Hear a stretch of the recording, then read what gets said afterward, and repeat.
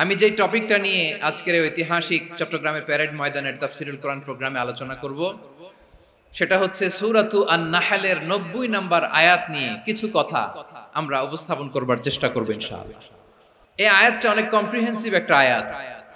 সাইয়েদনা আব্দুল্লাহ ইবনে মাসউদ রাদিয়াল্লাহু তাআলা আনহু উনি বলেছেন ইন্নাহা মিন আজমাই আয়াতিল কোরআন, এটা কোরআনের সবচেয়ে জামে মানে আয়াত। যদিও ছোট্ট আয়াত, অল্প কিছু কথামালা, কিন্তু তিনি বলতেন এটা কোরআনের সবচাইতে জামে মানে সবচেয়ে কম্প্রিহেন্সিভ একটা আয়াত, যেখানে শব্দ কম কিন্তু এটার দোতনা, এটার আবেদন, এটার মিনিং অনেক বেশি। এই আয়াতে আল্লাহ তাআলা বেসিক্যালি আমাদেরকে তিনটা বিষয়ে আদেশ করেছেন আর তিনটা বিষয়ে বারণ করেছেন, মানে নিষেধ করেছেন। 3 do's and 3 don'ts, do's and don'ts, তিনটা আদেশ, তিনটা নিষেধ। এই ছোট্ট একটা আয়াতে গোটা ইসলামী শরিয়ার the gist, the cream of the creams, গোটা ইসলামী শরিয়ার মূল নির্যাসকে আল্লাহ ঢুকিয়ে দিয়েছেন। তিনটা আদেশ আর তিনটা নিষেধ। আসুন আমরা সরাসরি কোরআন থেকে শুনি, সবাই পড়ুন। আউযু বিল্লাহি মিনাশ শাইতানির রাজীম। বিসমিল্লাহির রহমানির রহিম। ইন্নাল্লাহা ইয়া'মুরু বিল আদলি ওয়াল ইহসানি ওয়া ইতা'i যিল কুরবা ওয়া ইয়ানহা আনিল ফাহশাই ওয়াল মুনকারি ওয়াল বাগই ইয়া'ইযুকুম লা'আল্লাকুম তাযাক্কারুন। আল্লাহ তাআলা ইরশাদ করছেন ইন্নাল্লাহা ইয়া'মুরু বিল আদলি ওয়াল ইহসান, নিশ্চয় আল্লাহ তাআলা তোমাদেরকে ন্যায় বিচারের আদেশ দেন, সদাচরণের আদেশ দেন, নিকটাত্মীয়দেরকে দানের আদেশ দেন। আদেশ কয়টা? নিশ্চয় আল্লাহ তাআলা তোমাদেরকে ন্যায় বিচারের আদেশ দেন, সদাচরণের আদেশ দেন, তিনি তোমাদের নিকটাত্মীয়দেরকে দানের আদেশ দেন, আর তিনি তোমাদেরকে অশ্লীলতা থেকে নিষেধ করেন, মন্দ কাজ থেকে নিষেধ করেন, অবাধ্যতা সীমা লঙ্ঘন থেকে নিষেধ করেন। তিনি তোমাদেরকে উপদেশ দেন যাতে তোমরা শিক্ষা গ্রহণ করো। সুবহানাল্লাহ। উপদেশ দিচ্ছে স্বয়ং কে? তিনটা জিনিসের আদেশ। ইয়া'মুরু বিল আদল, সুবিচার, ন্যায় বিচারের আদেশ তিনি দেন। ইহসানের আদেশ দেন, যাতে আমরা ইহসান করি, একে অপরের প্রতি সুবিচার করি, মহানুভবতা দেখায়, অনুগ্রহ দেখায়, আর নিকট আত্মীয়দেরকে যেন আমরা দান করি। এই তিনটা আদেশ তিনি দিয়েছেন। আর কোন তিনটা জিনিস থেকে তিনি বারণ করেছেন? অশ্লীলতা, ফাহশা, মুনকার, মানে সব মন্দ আর অসৎ কাজ, এগুলো থেকে তিনি আমাদেরকে বারণ করেন। ওয়াল বাগি, অবাধ্যতা, সীমা লঙ্ঘন, এই তিনটা কাজ থেকে তিনি আমাদেরকে বারণ করেন। তিনি আমাদেরকে উপদেশ দেন, স্বয়ং আল্লাহ তাআলা আমাদেরকে উপদেশ দেন যাতে করে আমরা শিক্ষা গ্রহণ করি। সুবহানাল্লাহ। আল্লাহ তাআলা প্রথমে আমাদেরকে আদেশ দিয়েছেন আদালের। ইন্নাল্লাহা ইয়া'মুরু বিল আদল, আওয়াজ করে বলুন আল আদল। আমরা উর্দু জানি, হিন্দি জানি, অনেকে ইংরেজিও জানি, কিন্তু আরবি শব্দগুলো আমাদের মুখ দিয়ে বেরোতে চায় না। আওয়াজ করে বলুন আল আদল। মাশাআল্লাহ। ইন্নাল্লাহা ইয়া'মুরু বিল আদল, আল্লাহ তাআলা আমাদেরকে আদলের আদেশ দেন। আদল অনেকে না বুঝলেও আদালত শব্দটা বুঝবেন। আদালত, আদালত, আদালত বুঝেন না? যেখানে বিচার কার্যের ফয়সালা করা হয়, কোর্ট কাচারি, আদালত, এটা তো ভেরি কমন। এটা শুনছেন না সবাই? আদালত, যেখানে ন্যায় বিচার হবে, সুশাসন হবে।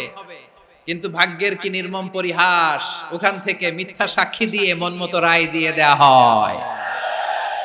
এগুলোর পরিবর্তন হওয়ার দরকার আছে না নাই? প্রিয় ভাইয়েরা, আদালত, আল আদল, ইংরেজিতে বলে জাস্টিস, ন্যায় বিচার, সুবিচার, সুশাসন, জাস্টিস, আল আদল, সব জায়গায় এই জাস্টিস থাকা দরকার। Justice should be prevailed in the society. The mission of all prophet was to uphold the justice. সব নবীর মিশন ছিল এই জাস্টিসকে, আদালকে, সুশাসন আর সুবিচারকে নিশ্চিত করা। পড়েন সুবহানাল্লাহ। And the core message of every divine scripture was to uphold justice. পৃথিবীর সব আসমানি কিতাবের মূল শিক্ষা ছিল এই জাস্টিসকে সমাজে এনশিওর করা, সুবিচার সুশাসনকে এনশিওর করা। তাহলে প্রিয় ভাইরা, আমরা বুঝতে পারলাম আল আদ শব্দের মানে হচ্ছে ইনসাফ বা সুবিচার বা ন্যায় বিচার। এটা হচ্ছে একটা general meaning, very general meaning. আপনি যদি ইন ডেপথ বুঝতে চান, আরো ভেতরে যান, তাহলে আদল মানে হচ্ছে সমন্বয়, আদল মানে হচ্ছে ভারসাম্য, ব্যালেন্স। আদল মানে হচ্ছে মধ্যম পন্থা। সুবহানাল্লাহ পড়েন। কারণ সব সময় সমান সমান হইলেই সুবিচার হয় না। কথা কি বুঝতেছেন? ইসলামের দ্য কনসেপ্ট অফ আদল, এটা এমন আদল, এটা সব সময় সমান সমান নয়। যখন সমান সমান দেয়া দরকার, ইসলাম সমান সমান দেয়। যখন ব্যালেন্স করা দরকার, চেক এন্ড ব্যালেন্স, সমন্বয়, ভারসাম্য করা দরকার, তখন ইসলাম ভারসাম্য করে দেয়। এটার নাম আদল। সুবহানাল্লাহ। সহজ করে আপনাদেরকে বুঝাই, যেমন ধরুন একটা পরিবারের 3 জন সদস্য, স্বামী, স্ত্রী আর সন্তান। তাদের সকালবেলার ব্রেকফাস্টে স্বামীর সকালের নাস্তায় স্বামীর 3টা রুটি লাগে, স্ত্রীর 2টা লাগে, আর সন্তানের 1টা রুটি লাগে। এখন আমি যদি সমান সমান করে আদল করতে চাই, সবাইকে যদি 3টা করে রুটি দেই, তাহলে স্বামী বেচারার জন্য ঠিক আছে? কি বলেন? কথা কি বুঝতেছেন না কষ্ট হয়ে যাচ্ছে? যদি সমান সমানের নিয়মে আগাই, তাহলে 3টা করে যদি রুটি দেই, স্বামীর জন্য ওকে, কিন্তু স্ত্রীর জন্য 1টা বেশি হয়ে যায়। আর সন্তানের জন্য কয়টা বেশি হয়? আচ্ছা, এই তো বুঝতেছেন, মাশাআল্লাহ। আচ্ছা, 2টা করে যদি সবাই রে দেই সমান সমান নীতিতে, তাহলে স্ত্রীর জন্য, স্ত্রী বেচারির জন্য ঠিক আছে, কিন্তু স্বামীর কয়টা কম পড়ে? আর সন্তানের বেশি হয়ে যায় কয়টা? আচ্ছা, সমান সমান নীতিতে সবাইকে যদি সকালের নাস্তার জন্য 1টা করে রুটি দেই, সন্তানের জন্য ঠিক আছে, কিন্তু স্ত্রী বেচারির কম পড়ে কয়টা? স্বামীর কম পড়ে কয়টা? 2টা। কথা কি বুঝতেছেন? আর আমি যদি স্বামীকে দেই 3টা, স্ত্রীকে দেই 2টা, আর সন্তানকে দেই 1টা, তাহলে কারো অপচয় হবে না। যার যতটুকু দরকার ঠিক ততটুকুই কাজে লাগবে। চিল্লায় বলেন ঠিক কি না? এটাই হচ্ছে ইসলামের আদল, যেখানে যার যতটুকু দরকার তাকে সেখানে ঠিক ততটুকু দিয়ে দেওয়ার নামই হচ্ছে আদল। চিল্লায় পড়েন আল্লাহু আকবার। রব্বুল আলামিন বলেন, ইউসিকুমুল্লাহু ফি আওলাদিকুম লিযযাকারি মিসলু হাযযিল উনসায়াইন। আল্লাহ তোমাদেরকে ওসিয়ত করেন, তোমাদেরকে আদেশ দেন, উত্তরাধিকার সম্পদ যখন বন্টন হবে, ছেলেরা যতটুকু পাবে, মেয়ে পাবে তার অর্ধেক। সুবহানাল্লাহ বলেন। দেখেন, ছেলে যতদূর, মেয়ে অর্ধেক, ছেলে ডবল পাবে। আপাত দৃষ্টিতে মনে হয় এখানে অবিচার হয়েছে, কিন্তু আসলে কি অবিচার হয়েছে? আপনি বিয়ের ক্ষেত্রে যান, ওইখানে আবার ছেলে মোহরানা দেয়, মেয়ে সেখানে মোহরানা পায়। তাহলে চেক এন্ড ব্যালেন্স, ভারসাম্য, ব্যালেন্স, মধ্যম পন্থা এখানে আছে না নাই? এটাই হচ্ছে ইসলামের আদল। আল্লাহ তাআলা এই আদলের আদেশ দিয়েছেন, সুবিচার, ন্যায় বিচার, সুশাসন এবং ভারসাম্যের আদেশ দিয়েছেন। প্রিয় ভাইরা, একটি শান্তিময় সমাজ, একটা সমৃদ্ধ সমাজ, একটা মানবিক সমাজ যদি আমরা পেতে চাই, এই আয়াতের মধ্যে যতগুলো পয়েন্ট আছে সবগুলোর বাস্তবায়ন লাগবে। এই আয়াতে আল্লাহ তাআলা একটা মানবিক সমাজের রূপরেখা টেনেছেন। তার প্রথম কথা হচ্ছে, ইন্নাল্লাহা ইয়ামুরু বিল আদল। আল্লাহ তাআলা তোমাদেরকে আদলের নির্দেশনা দেয়, সুবিচার, সুশাসনের নির্দেশনা দেয়। যে সমাজে আদল থাকে না, সেই সমাজে জুলুম মানুষের ঘাড়ে চেপে বসে। আদলের বিপরীত হচ্ছে জুলুম। আদলের বিপরীত কি? জুলুম বা জাওর, অত্যাচার, অবিচার, বৈষম্য। এই যে বৈষম্য বিরোধী ছাত্র আন্দোলন কমন পড়ছে? এই যে একজন সমন্বয়ক তো দেখা করলো আমার সাথে। জুলুম মানে হচ্ছে বৈষম্য। বৈষম্যের স্থান ইসলামে নাই, অবিচারের স্থান ইসলামে নাই, জুলুমের স্থান ইসলামে নাই। আল্লাহ তাআলা বলেন যে আমি জুলুমকে নিজের জন্য হারাম করেছি এবং তোমাদের জন্য হারাম করেছি। বিশ্বনবী ফরমান, আল্লাহ তাআলা বলেন হাদিসে কুদসিতে, ইয়া ইবাদি ইন্নী হারামতু যুলমা আলা নাফসি ওয়া জাআলতুহু বাইনাকুম মুহাররামান ফালা তাযালামু। আমার গোলামেরা শোনো, নিশ্চয় আমি আল্লাহ তাআলা জুলুমকে আমি আমার উপরে হারাম করেছি, অনুরূপভাবে জুলুম করাকে তোমাদের উপরেও হারাম করেছি। ফলে ফালা তাযালামু, তোমরা একে অপরের সাথে জুলুম করো না। নির্দেশনাটা কার? খবরদার, জুলুমের সাথে আমাদের কোনো সম্পর্ক নাই। আল্লাহ তাআলা আদলের আদেশ দিয়েছেন, আদালতের আদেশ দিয়েছেন, সুশাসনের, ন্যায় বিচারের আদেশ দিয়েছেন। ইন্নাল্লাহা ইয়ামুরু বিল আদল, আমাদেরকে আদল প্রতিষ্ঠা করতে হবে। জুলুমের সাথে ইসলামের কোনো সম্পর্ক নাই। আল্লাহ তাআলা জালিমদের জন্য কঠিন শাস্তি প্রস্তুত করে রেখেছেন। এক্সট্রা জুডিশিয়াল কিলিং এর কোনো হিসাব নাই। বিচার বহির্ভূত হত্যা, এনফোর্স ডিসঅ্যাপিয়ারেন্স, গুম, যেটা সবচাইতে বড় মানবতা বিরোধী অপরাধ। কত মানুষ যে গুম হয়েছে তার কোনো ইয়ত্তা নাই। যেই ফ্যামিলির সদস্য গুম হয়েছে তারা কি ওই লোকটার জন্য মাগফিরাতের দোয়া করবে নাকি সুস্বাস্থ্যের দোয়া করবে তারা নিজেরাও জানতো না, কারণ জানে না ও বেঁচে আছে না মরে গেছে। আহা, বিডিআর নওজওয়ানদের যারা ছাড়া পেল দেখলাম, বিনা অপরাধে, কোন অন্যায় ছাড়া, অপরাধ ছাড়া তাদের জীবন থেকে, তাদের তারুণ্যের, তাদের যৌবনের 15 বছর, 16 বছর, 17 বছর নাই, 6 মাস বয়সের ছোট বাচ্চাকে রেখে জেলে গেছে। 6 মাসের মেয়ে বেরোয় দেখে মেয়ের বয়স 17 বছর। মেয়ে বাবারে চিনে না, বাবা মেয়েরে চিনে না। মেয়েকে এখন বিয়ে দিয়ে আরেক ছেলের হাতে তুলে দিবে। মেয়ের শৈশব বাবা দেখে নাই, মেয়ের কৈশোর বাবা দেখে নাই, মেয়ের তারুণ্য দেখে নাই। আরেক যুবককে দেখলাম 14 দিনের সংসার, 2 সপ্তাহের সংসার শেষে জেলে গেছে। কত যুবকের যে স্ত্রী চলে গিয়েছে ফ্যামিলি ছেড়ে, কারণ জানে না তো কবে আসবে, কি হবে, কেউ জানতো না। দাম্পত্য জীবনের মাত্র 14 দিনের স্মৃতি, এই স্মৃতিকে আঁকড়ে ধরে এক বোন 16টা বছর, 17টা বছর কাটিয়ে দিয়েছে। আমি নিউজটা দেখে ভাবলাম, আমার এই বোনের প্রতিটি দিন কিভাবে কেটেছে, প্রতিটি রাত কিভাবে কেটেছে, প্রতিটি ক্ষণ কিভাবে কেটেছে। বিশ্বনবী বলেছেন, ইত্তাকি দাওয়াতাল মাজলুম ফাইন্না লাইসা বাইনাহু ওয়া বাইনাল্লাহি হিজাব। মাজলুমের কান্নাকে ভয় করো, কারণ মাজলুমের কান্না আর আল্লাহর মাঝে কোনো পর্দা থাকে না। আমরা আর এরকম কোন জুলুম বাংলাদেশে দেখতে চাই না। জোরে বলেন ঠিক কিনা?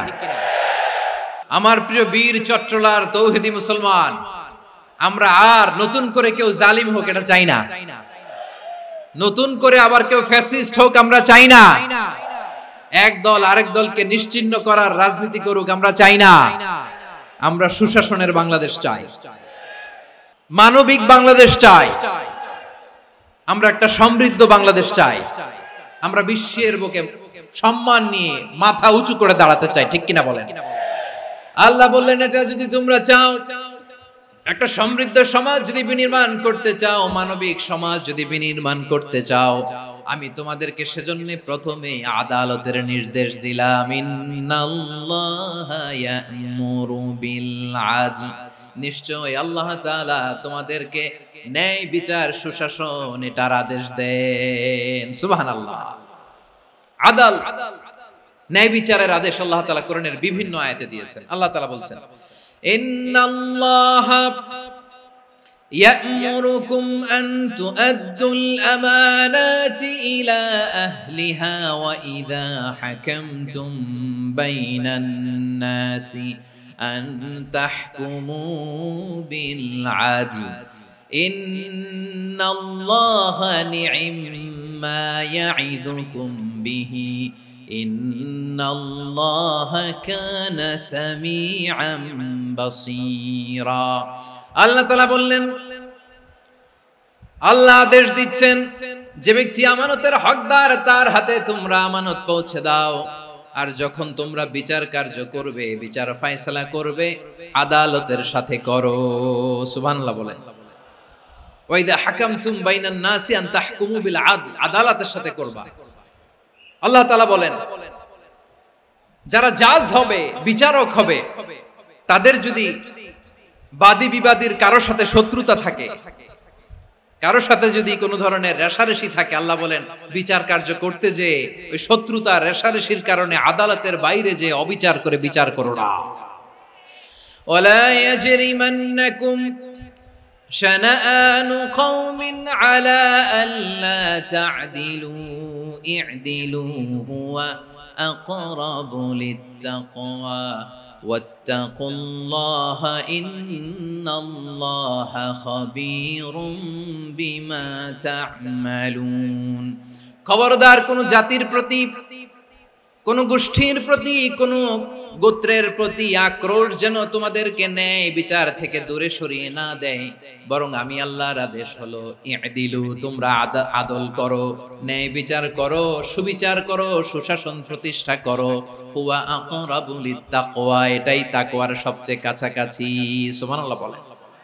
কোরআনের বিভিন্ন আয়াতে আল্লাহ তাআলা স্পেসিফিকলি ধরে ধরে বিচার করার সময় আমরা যেন আদল করি সেটা বলেছেন। কোরআনের কোন কোন জায়গায় আল্লাহ তাআলা এই আল আদল শব্দটা ব্যবহার করেছেন। আবার একই জিনিস ইনসাফ, সুবিচার, সুশাসন, ন্যায় বিচার, ন্যায় পরায়ণতা বুঝাতে আল্লাহ তাআলা কখনো কখনো আল কিসত শব্দটা ব্যবহার করেছেন। আল্লাহ তাআলা বলেন ওয়া ইন হাকামতা ফাহকুম বাইনাহুম বিল কিসতি ইন্নাল্লাহা ইউহিব্বুল মুকসিতিন।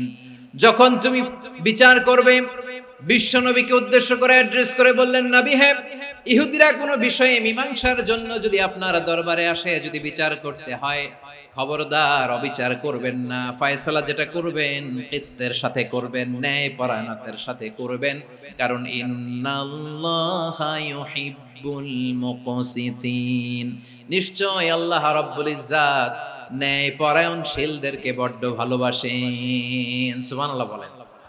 ন্যায় পরায়ণ লোকদেরকে আল্লাহ তাআলা বড্ড ভালোবাসেন। অন্য আয়াতে আল্লাহ তাআলা বলছেন وَنَضَعُ الْمَوَازِينَ الْقِسْطَ لِيَوْمِ الْقِيَامَةِ فَلَا تُظْلَمُ نَفْسٌ شَيْئًا। আমি কিয়ামতের দিন ন্যায় পরায়ণতার মানদণ্ড স্থাপন করব, যেটাকে আমরা মিজানের পাল্লা বলি। আল্লাহ বলেন ন্যায় বিচারের মানদণ্ড কিয়ামতের ময়দানে আমি আল্লাহ স্থাপন করব। সেদিন কারো প্রতি বিন্দু পরিমাণ, এক চুল পরিমাণ অবিচার করা হবে না, কোনো বিচার করা হবে না। সেদিন সুশাসন হবে, সুবিচার হবে, ন্যায় পরায়ণতার সাথে বিচার হবে। আওয়াজ করে পড়েন আল্লাহু আকবার। তাহলে প্রিয় ভাইরা, যে তিনটি বিষয়ে আল্লাহ তাআলা আমাদেরকে আদেশ দিয়েছেন, তার প্রথমটা হচ্ছে আদালত, ইনসাফ, সুবিচার, ন্যায় বিচার। এটা আমরা চাই কি চাই না? বিশ্বনবী ন্যায় বিচার, ন্যায় পরায়ণতা, সুশাসন প্রতিষ্ঠিত করেন কি করেন নাই? আপনারা বিশ্বনবীর সিরাত যারা পড়েছেন, আপনি দেখবেন বিশ্বনবীর সিরাতের পরতে পরতে, বাকে বাকে, সিরাতের বাকে বাকে এই আদালতের নমুনা মেলে। সুবহানাল্লাহ বলেন। ছোট্ট একটা নমুনা রাসূল সাল্লাল্লাহু আলাইহি ওয়াসাল্লামের আসিরা আল আতরা থেকে ছোট্ট একটা নমুনা আপনাদের খেদমতে এখানে উপস্থাপন করি। বিশ্বনবী সাল্লাল্লাহু আলাইহি ওয়াসাল্লাম মক্কা বিজয় করলেন ৮ম হিজরিতে। মক্কা বিজয় শেষের দিনই কয়েক সপ্তাহ মক্কাতে অবস্থান করলেন। ইন দ্য মিন টাইম মক্কার একটা ভেরি প্রেস্টিজিয়াস এন্ড ডিগনিফাইড ফ্যামিলির নারী চুরিতে ধরা পড়ল। কিসে ধরা পড়ল? আমাদের সমাজে আসেনি এটা? আছে? ছোট না বড়? হিসাব করে শেষ করা যায় না। ৩.৫ লাখ কোটি টাকা নাই উন্নয়ন প্রকল্পের নামে। ৩.৫ লাখ কোটি টাকা লিখতে পারবেন আপনি? একটানে লিখতে পারবেন? বুঝতেছেন কত বড় সংখ্যা? হ্যাঁ, বনু মাখজুমিয়া গোত্রের এক নারী মক্কায় চুরিতে ধরা পড়ল। বলেন তো চুরি করলে বিধান কি? কি কাটতে হবে? চুরির বিধান হলো হাত কেটে দাও। তাও সেটা গোপনে নয়, প্রকাশ্যে জনসম্মুখে হাত কেটে দাও। বনু মাখজুমিয়া গোত্রের নারী যখন চুরিতে ধরা পড়লো, সাহাবারা চিন্তায় পড়ে গেলেন। সবেমাত্র মক্কার লোকেরা কালিমা পড়ে মুসলমান হয়েছে, ইসলামের আইন কানুন তেমন জানে না, ইসলামী শরিয়ার সাথে বেশি পরিচিত নয়। এখন যদি বিশ্বনবী চুরির যেই বিধান এটা যদি কায়েম করে হাত যদি কেটে দেয়, না জানি মক্কার লোকেরা আবার বিগড়ে যায়, না জানি মক্কার লোকেরা আবার মুরতাদ হয়ে যায়, না জানি মক্কার লোকেরা ইসলাম থেকে দূরে সরে যায়। চলো চলো, সাহাবীরা মিলে পরামর্শ করলেন, চলো বিশ্বনবীর কাছে যে বলি, ও নবী, শুধু কেবলমাত্র একমাত্র এই নারীর জন্য চুরির হাত কাটার বিধানটা আপনি একটু থামিয়ে দেন। চুরির হাত কাটার যে বিধান এখানে একটু রহিত করে দেন, বাকিগুলা কইরেন মদিনাতে যে চলবে, কিন্তু মক্কায় এবারের জন্য মাফ করে দেন। কিন্তু কে বলবে? এই যে পরামর্শ, সাজেশন, এটা কে দিবে বিশ্বনবীর কাছে? সাহাবারা চিন্তায় পড়ে গেলেন। আল্লাহর নবীর সামনে দাঁড়িয়ে আল্লাহর দেয়া হুদুদ, আল্লাহর দেয়া বিধান থামিয়ে দেওয়া, মাফ করে দেওয়া, এই কথা বিশ্বনবীর সামনে বলার সাহস তো কেউ রাখে না। কেউ কেউ বলল বিশ্বনবীর পালক পুত্র যায়েদ বিন হারেসার সন্তান উসামারে বিশ্বনবী নাতির মতো আদর করে, বড্ড বেশি ভালোবাসে উসামারে। এজন্য সাহাবারা উসামাকে বলতো হিব্বু রাসূলিল্লাহ, বিশ্বনবীর ভালোবাসা। কি বলতো? সাহাবীরা বললেন বিশ্বনবীর ভালোবাসা হিব্বু রাসূলিল্লাহ, উসামারে পাঠাও। উসামারে বিশ্বনবীর নাতির মতো স্নেহ করে, মায়া করে, ভালোবাসে। আমরা পারবো না, উসামা পারবে। সবাই মিলে ফুলিয়ে ফুসিয়ে ওসামাকে, ছোট্ট ওসামাকে রাজি করালো। ওসামা এমন এমন কথা যে তুমি বিশ্বনবীর কাছে বলতে হবে, পারবা নাকি? ওসামা বলে পারবো। সাইয়েদনা ওসামা রাদিয়াল্লাহু তাআলা আনহু তরুণ সাহাবী বিশ্বনবীর কাছে গেলেন, যে বললেন নবী, বনু মাখজুমিয়া গোত্রের এক নারী চুরিতে ধরা পড়েছে, এবারের জন্য কি এই মহিলাটারে মাফ করে দিলে হয় না? এবারের জন্য একটু ক্ষমা করা যায় না নবী? বিশ্বনবী বলেন আতাশফাউ ফি হাদ্দিম মিন হুদুদিল্লাহ, তোমার এত বড় সাহস উসামা, তুমি আল্লাহর হাদ, আল্লাহর দেয়া বিধান, এটার ব্যাপারে সুপারিশ করতে এসেছো? তোমরা কি জানো তোমাদের আগে যত কওম, যত গোত্র, যত জনপদ ধ্বংস হয়েছে তার কারণ ছিল তাদের মধ্যে গরিবরা অন্যায় করলে তারা বিচার করত, আর ধনীরা অন্যায় করলে তারা মাফ করে দিত। খবরদার! ওয়া আইমুল্লাহ লাউ আন্না ফাতিমাতা বিনতি মুহাম্মাদিন সারাকাত লাকাতা মুহাম্মাদুন ইয়াদাহা। বিশ্বনবী বললেন, ওরে ওসামা, বানু মাখজুমিয়ার ওই প্রেস্টিজিয়াস এন্ড ডিগনিফাইড ফ্যামিলির মেয়ে তো দূর কি বাত, অনেক দূরের কথা। জেনে রেখো ওসামা, আমার কলিজার টুকরা নয়নের পুটুলি ফাতেমাও যদি মক্কার জমিনে আজকে এই চুরির দায়ে ধরা পড়তো, আমি বিশ্বনবী মুহাম্মাদুর রাসূলুল্লাহ ধরে ফাতেমার ডান হাতটা কেটে দিতে এক বিলম্ব দেরি করতাম না। ইন্নাল্লাহা ইয়া'মুরু বিল আদল, আমাদেরকে জাস্টিস শিখায়। পশ্চিমারা আমাদেরকে ইনসাফ শিখায়, আমাদেরকে সুশাসন শিখায়। আর ইনসাফ, সুশাসন, ন্যায় বিচার, সুবিচার, জাস্টিস কারে বলে বিশ্বনবীর বায়োগ্রাফি থেকে জেনে নাও। এই ছিল বিশ্বনবী সাল্লাল্লাহু আলাইহি ইসলামের আদালতের নমুনা। আপনি যদি সাইয়েদনা ওমর ফারুকের জীবনের দিকে তাকান, এমন কঠোর, এমন বীর সেনানী ছিলেন। সাইয়েদনা ওমর ফারুক যদি রাস্তার এই মাথা দিয়ে হাঁটা শুরু করতেন, শয়তান ওমর ফারুককে দেখলে ওই রাস্তা রেখে দিয়ে অন্য রাস্তা দিয়ে হাঁটতো। সুবহানাল্লাহ। ওমর ফারুক রাদিয়াল্লাহু তাআলা কি পার্সোনালিটি ছিল, কি পার্সোনালিটি! আমাদের এলাকায় ছোট বাচ্চারা রাতে ভাত খেতে চায় না, আমার মেয়েটাও খেতে চায় না। এই এটা দিব, ওইটা দিব, আজকে মাহফিলে আসার সময় বলে দিছে লিস্ট করে এটা এটা আনতে হবে। তো ছোট্ট বাচ্চাদের অনেক বায়না থাকে, ওরা রাতে খেতে চায় না। তো মায়েরা বিভিন্ন ভয় দেখায়, এই বাঘ আসবে, বাঘ আসবে খাও, এই ভূত আসবে, ভূত আসবে খাও। আপনারা কি বলেন চট্টগ্রামে? ভূত, ভূত, ভূত আসবে, বাঘ আসবে, খাও খাও খাও, তাড়াতাড়ি খাও। তো বাচ্চারা এগুলো শুনে ভয়ে খেতে শুরু করে। মদিনার জমিনেও একই ঘটনা ঘটতো। মদিনার ছোট্ট ছোট্ট সোনামণিরা খেতে চাইতো না। তো মায়েরা বলতো, হা হুয়া ইয়াতি উমর, হা হুয়া ইয়াতি উমর, ওই যে উমর আসতেছে, উমর। ওমরে ফারুকের কথা শুনলে বাচ্চারা একেবারে ঠান্ডা। প্রভু তুমি বলেছ রাসূল দেবে না, বলনি দেবে না ওমর, বলনি দেবে না হামজা তারি, খালিদ বিজয় সমর। প্রভু তুমি বলেছ রাসূল দেবে না, বলনি দেবে না ওমর, বলনি দেবে না হামজা তারি, খালিদ বিজয় সমর। প্রভু তুমি বলেছ রাসূল দেবে না। আল্লাহু আকবার। ওমর ফারুক রাদিয়াল্লাহু তাআলা আনহু, ওনার কথা শুনলে গায়ের মধ্যে গুজবাম হয়, গায়ের পশমগুলো দাঁড়িয়ে যায়। সুবহানাল্লাহ বলেন।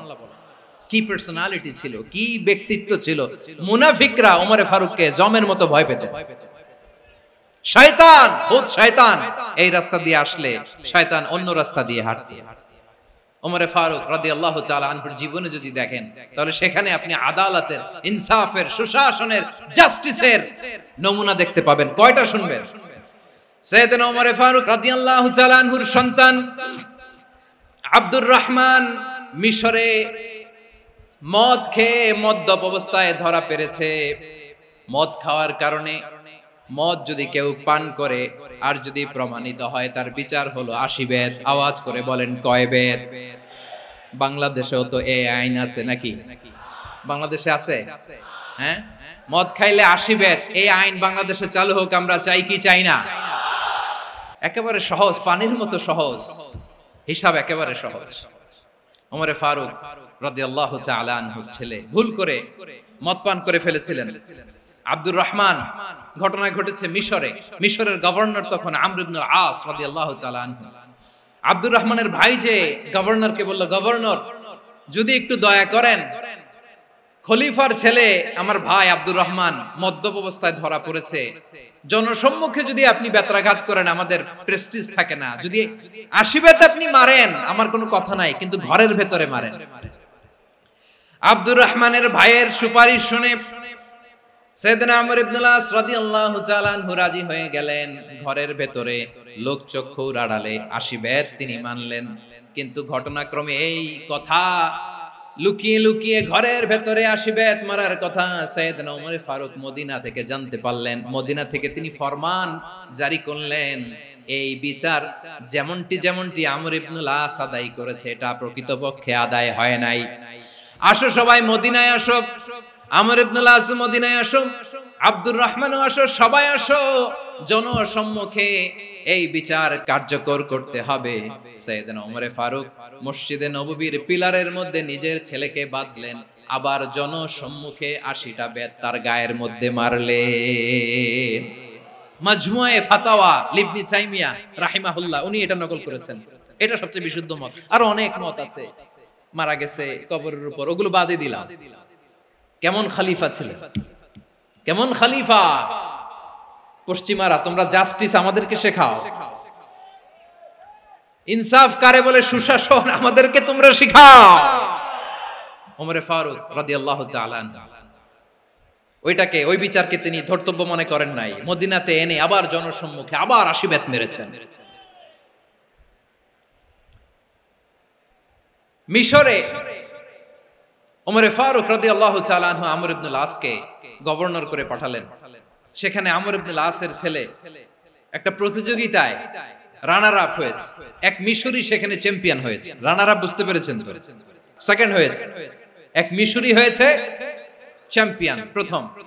কিন্তু গভর্নরের ছেলে ও জিততে পারে নাই। ও রাগে ওই মিশরির গায়ের মধ্যে কয়েকটা লাঠি দিয়ে বাড়ি মেরেছে।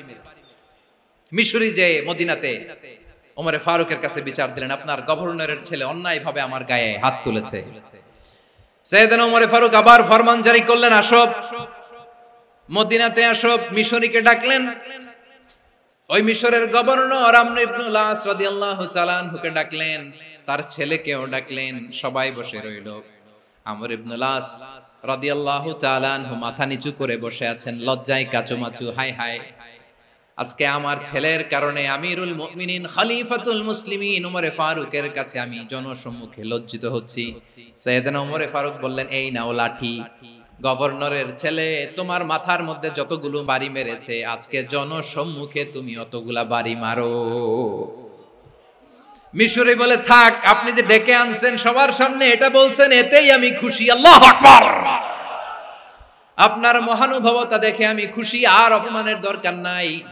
ওমরে ফারুক বলে, না, খবরদার, এই কথা মিশরি তুমি বলো না, মারো, যতগুলা বাড়ি মেরেছে মারো। বাধ্য হয়ে মিশরি আমর ইবনে আসের সামনে ওনার কলিজার টুকরা সন্তানের মাথার মধ্যে বাড়ি মারতে আরম্ভ করলেন। ঠিক যতগুলা বাড়ি গভর্নরের ছেলে আমর ইবনে আসের ছেলে মিশরির গায়ে মেরেছিল, মাথায় মেরেছিল, মিশরি গুনে গুনে ততটা মারলেন। এই দৃশ্য দেখে ওমরে ফারুক রেগে মেগে আগুন, রাগের চোটে রাগ সামলাতে না পেরে, আর নিজেকে সামলাতে না পেরে মিশরিরে বললেন, ছেলেরে মারা শেষ হয়ে গেলে এবার বাবার টাক মাথার মধ্যে কয়েকটা বাড়ি মার। রাগের চোটে, আউট অফ অ্যাঙ্গার, রাগের চোটে, যে আমার পাঠানো গভর্নর আমর ইবনে আস তার ছেলেকে কেন আদব তারবিয়া কেন শিক্ষা দিতে পারে না। ছেলেরে মারা হইলে এবার আমর ইবনে আসের মাথার মধ্যে দুইটা মারো। এটা রাগে বলেছে, এটা শাস্তি হিসেবে না। সুবহানাল্লাহ পড়ে। তোমরা আমাদেরকে সুশাসন শিখাও। বিশ্বনবী বলেন, আদল এটা যেন তেন বিষয় না, এটা দিয়েই মানবিক সমাজ গড়তে হবে।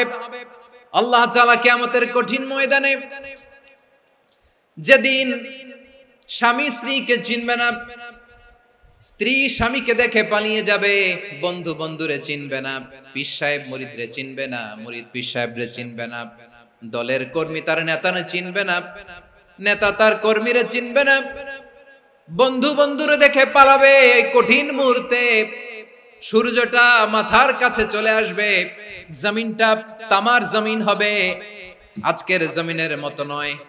মানুষ ঘর্মাক্ত, ক্লান্ত, শ্রান্ত মাথার মগজগুলো কানের ছিদ্র আর নাকের ছিদ্র দিয়ে বেয়ে বেয়ে পড়বে। বিশ্বনবী ফরমান, কিয়ামতের ওই কঠিন ময়দানে 7 শ্রেণীর ব্যক্তিকে রব্বুল আলামিন তার আরশের নিচে ছায়া দিবেন।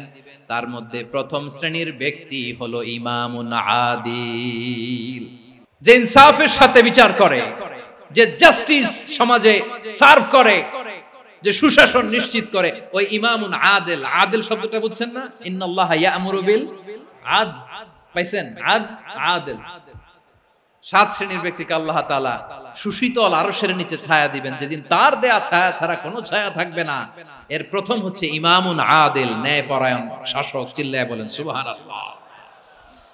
আবার বিশ্বনবী বললেন, ইন্নাল মুকসিতিনা ইনদাল্লাহি আলা মানাবিরা মিন নূর আন ইয়ামিনির রহমান। কিয়ামতের দিন যারা ন্যায় পরায়ণ হিসেবে আল্লাহর সামনে দাঁড়াবে, কিয়ামতের দিন রব্বুল আলামিন তার আরশের ডান দিকে ওই ন্যায় পরায়ণ লোকদের জন্য আরশের ডান দিকে একটা নূরের মিম্বারে তাদেরকে বসার সুযোগ করে দিবে।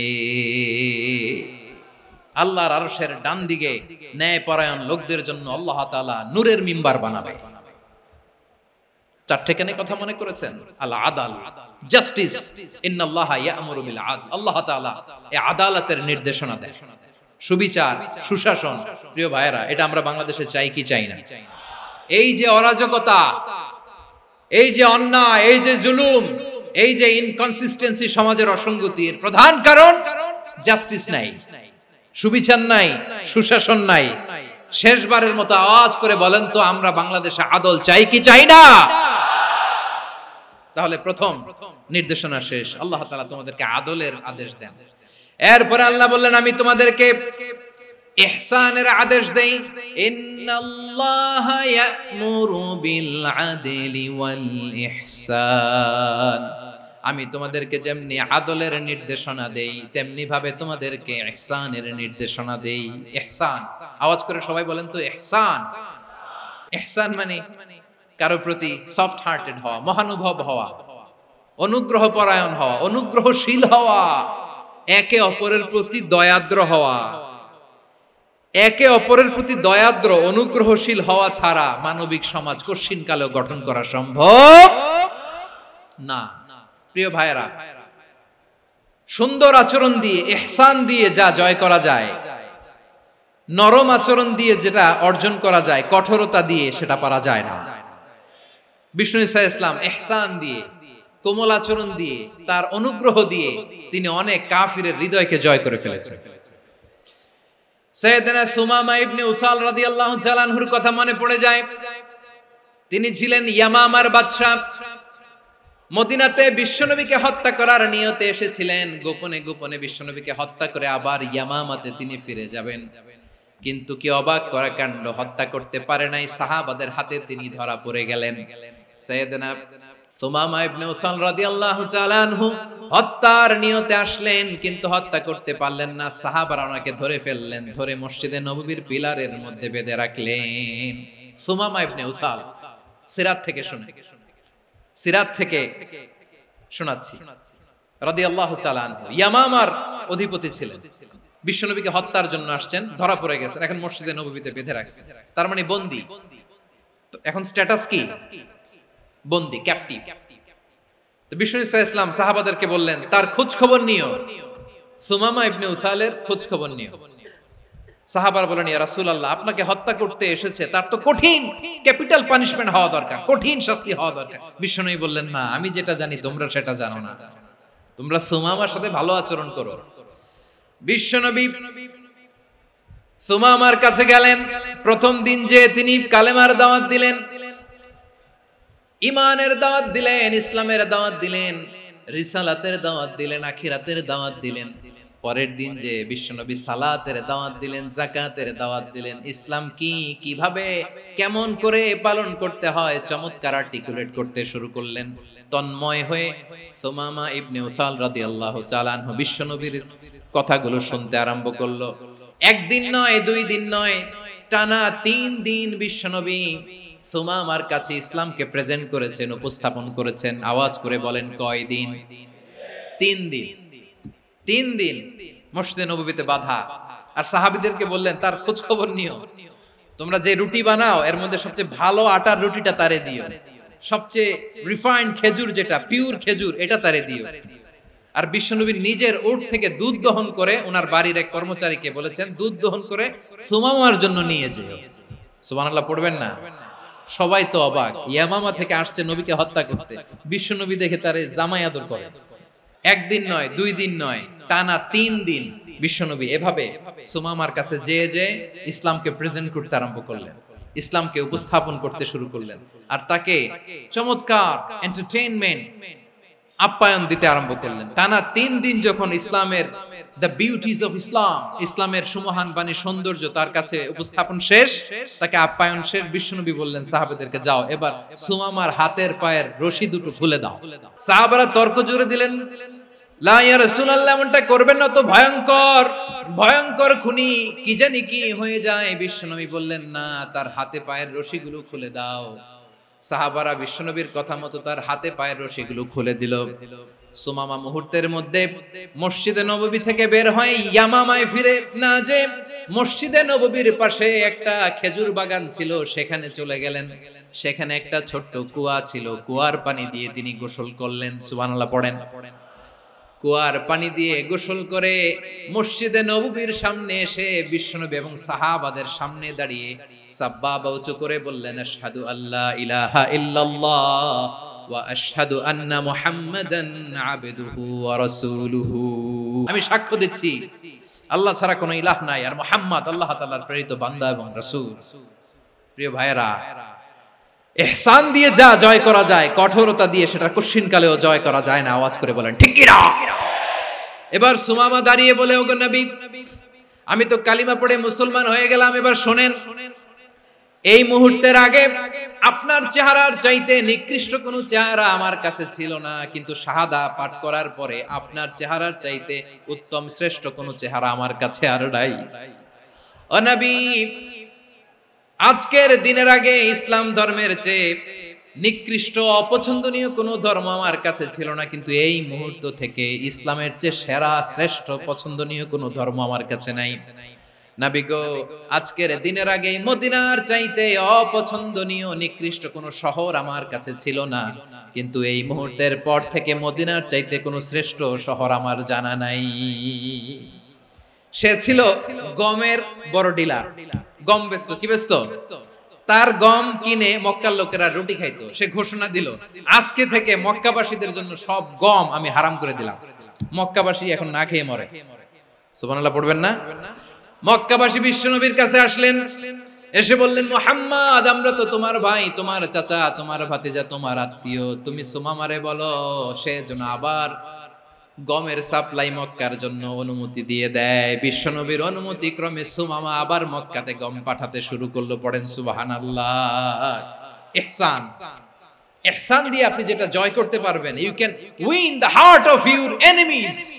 ইহসান দিয়ে আপনি আপনার শত্রুর হৃদয়কে জয় করতে পারবেন। এজন্য আল্লাহ বললেন, ওয়া আনফিকু ফি সাবিলিল্লাহি ওয়া লা তুলকু বিআইদিকুম ইলাত তাহলুকা ওয়া আহসিনু ইন্নাল্লাহা ইউহিব্বুল মুহসিনিন।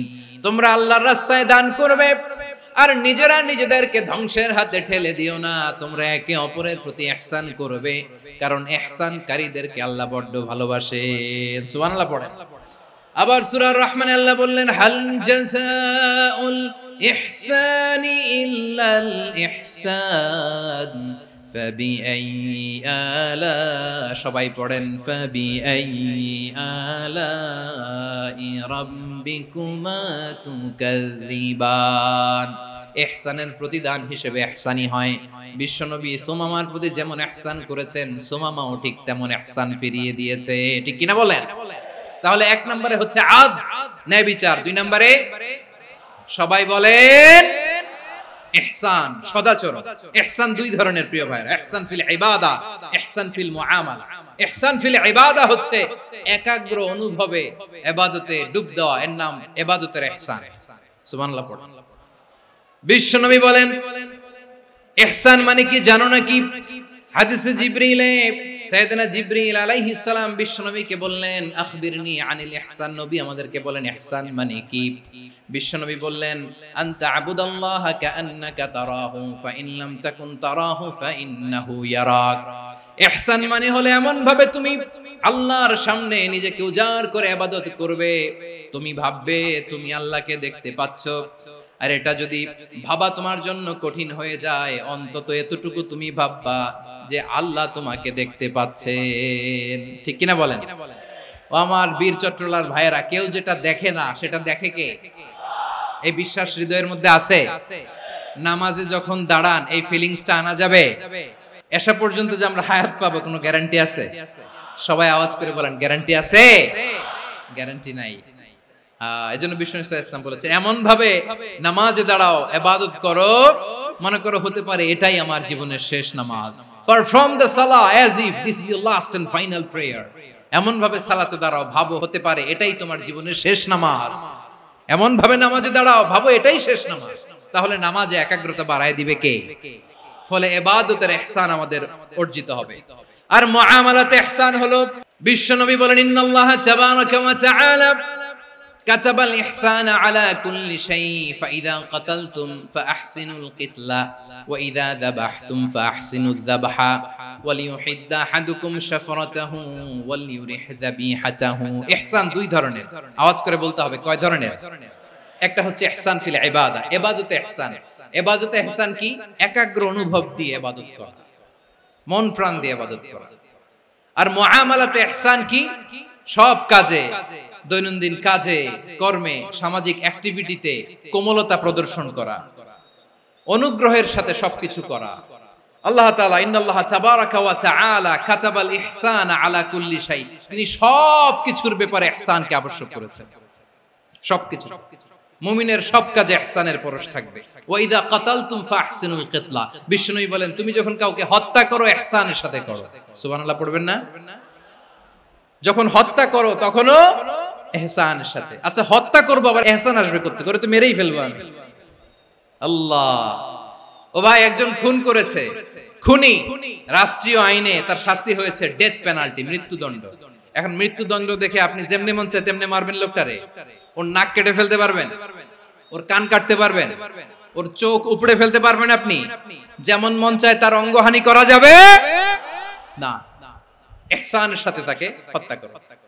সুবহানাল্লাহ, this is Islam, this is the true essence of Islam. ওয়া ইযা যাবাহতুম ফাহসিনুয যাবহা, যখন জবাই করবে তখনও ইহসানের সাথে জবাই করো। করব জবাই, ওইখানেও নাকি ইহসান। আচ্ছা কুরবানির দিন আমরা পশুগুলোরে কি করি বলেন সবাই আওয়াজ করে? জবাই। জবাই মানে তো এটারে মেরেই ফেলতেছি, একটু পরে তো টুকরো টুকরো করে গোশতগুলো খাবো, এটা তো খাবো, এটা তো মেরেই ফেলবে। বিষ্ণু বলে না, জবাইয়ের মধ্যেও মুমিনের জবের ভেতরেও ইহসানের পরশ থাকা চাই।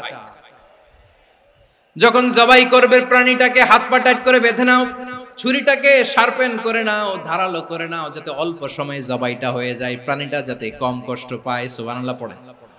দিস ইজ কল্ড ইহসান। আল্লাহ তাআলা যেমনি আদলের আদেশ করেছেন, ন্যায় বিচার, জাস্টিস এনশিওর করতে বলেছেন, সমাজে ইহসানের ব্যবহার, ইহসানের অনুশীলন তিনি করতে বলেছেন। এজন্য মুমিনের প্রতিটি কাজে, আমার চট্টগ্রামের ভাইয়েরা আমার দিকে তাকান, খেয়াল করে শুনুন, মুমিন জীবনের প্রতিটি কাজে ইহসানের পরশ থাকা চাই। আমরা যেন আমাদের পরিবারের প্রতি ইহসান করি, আমরা যেন আমাদের কর্মচারীদের প্রতি ইহসান করি, আমরা যেন আমাদের কলিগদের প্রতি ইহসান করি, আমরা যেন আমাদের ভাইদের প্রতি ইহসান করি। মুমিন জীবনের প্রতি কাজে ইহসানের পরশ থাকার দরকার আছে না নাই? কথা বুঝতে পেরেছেন? তাহলে আল্লাহ তাআলার তিনটা আদেশ ছিল, কয়টা গেল? প্রথমে কি ছিল? আদল। দুই নম্বরে তিন নম্বরে রব্বুল আলামিন বললেন ওয়া ইতাইদিল কুরবা, নিকটাত্মীয়দেরকে দান করো। নিকট আত্মীয়দেরকে দাও, যারা তোমাদের ব্লাড কানেকশনের আত্মীয় তাদেরকে তোমরা দাও। এখানে জেনারেলি বললেন দাও, কি দিব সেটা তিনি এখানে বলেন নাই, সেটা তিনি সূরাতুল ইসরার মধ্যে বলেছেন। আল্লাহ বলেন ওয়া আতিযাল কুরবা হাক্কাহ, নিকট আত্মীয়দেরকে তাদের অধিকার, তাদের প্রাপ্য তোমরা বুঝিয়ে দাও। দেখেন, একটা শান্তির সমাজ, একটা সমৃদ্ধ সমাজ, একটা মানবিক সমাজ গঠনের জন্য আল্লাহ তাআলা বেশি না, মাত্র তিনটা অর্ডার, তিনটা ভার্ডিক্ট তিনি জারি করেছেন। এক নাম্বার সুশাসন, ন্যায় বিচার। দুই নাম্বার ইহসান। তিন নাম্বার নিকটাত্মীয়, যারা কাছের, তোমার ভেরি ক্লোজ রিলেশনশিপে আছে, তাদেরকে দাও। দাও, দিলে বাড়িয়ে দেয় কে? অনেকে দিতে চায় না, কৃপণতা করে। দিলে বাড়ায় দেয় কে? ও মিয়া, মদিনার মধ্যে সবচাইতে গরিব সাহাবী ছিল বেলাল রাদিয়াল্লাহু তাআলা আনহু।